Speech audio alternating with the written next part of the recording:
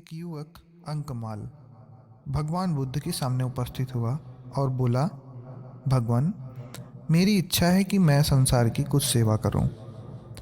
आप मुझे जहां भी भेजना चाहें भेज दें, ताकि मैं लोगों को धर्म का रास्ता दिखला सकूं। भगवान बुद्ध हंसे और बोले, तात, संसार को कुछ देने के पहले अपने पास कुछ होना भी तो चाहिए। जाओ, पहले अपनी योग्यता बढ़ाओ, फिर संसार की भी सेवा कर लेना। अंकमाल वहां से चल पड़ा और कलाओं के अभ्यास में जुट गया।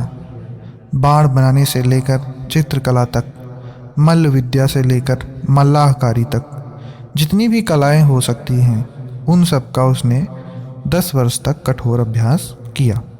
अंकमाल की कला विशारद के रूप में सारे देश में ख्याति फैल गई।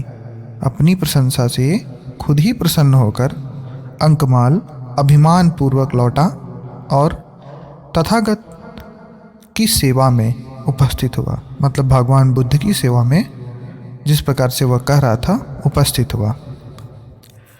अपनी योग्यता का बखान करते हुए उसने कहा, भगवान, अब मैं संसार के प्रत्येक व्यक्ति को कुछ न कुछ सिखा सकता हूँ।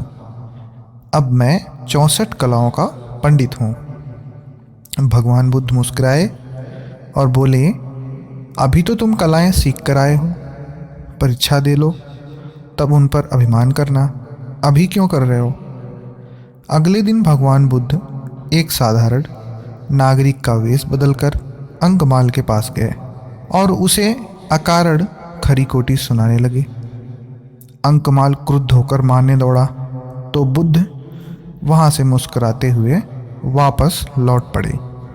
उसी दिन मध्याह्न तो बौद्ध श्रमण वेश बदलकर अंकमाल के समीप जाकर बोले, आचार्य, आपको सम्राट हर्ष ने मंत्री पद देने की इच्छा की है, क्या आप उसे स्वीकार करेंगे? अंकमाल को लोभ आ गया। उसने कहा, हाँ हाँ भाई, क्यों नहीं, चलो। दोनों श्रमण भी मुस्कुरा दिए और चुपचाप वहां से लौट गए। अंकमाल एकदम हैरान हो गया कि यह क्या हो रहा है उसके साथ। थोड़ी देर बाद पीछे भगवान बुद्ध पुनः उपस्थित हुए। उनके साथ कौन था? आम्रपाली थी। तो अंकमाल जो है बार बार जब तक वो वहां पर रहे आम्रपाली की ही ओर देखता रहा। थोड़ी देर बाद वो अपनी बात समाप्त कर आश्रम लौट गए। सायंकाल अंकमाल को बुद्धदेव ने पुनः बुलाया और पूछा, वत्स, क्या तुमने क्रोध, काम और लोभ पर विजय की विद्या भी सीखी है? इतना कहते ही अंकमाल को दिन भर की सब घटनाएं याद हो गई और उसने लज्जा के मारे अपना सिर झुका लिया और उस दिन से आत्म विजय की साधना में संलग्न हो गया। तो दोस्तों, इस कहानी से हमें यही शिक्षा मिलती है कि कुछ हो और ना हो, इससे फर्क नहीं पड़ता है। ये सब सांसारिक मोह है।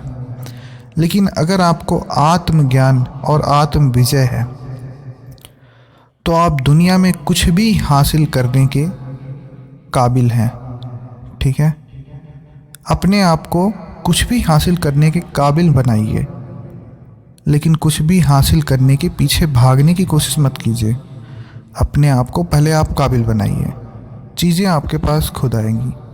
तो आज की ये कहानी आपके लिए थोड़ा सा रिफ्रेशमेंट के लिए थी। अच्छी लगी हो तो फिर लाइक, कमेंट, शेयर और चैनल को सब्सक्राइब ज़रूर करें। कमेंट सेक्शन में बताएं तो आपके लिए ऐसी चीज़ें हमेशा कुछ कुछ समय पर लाती जाया करेंगी।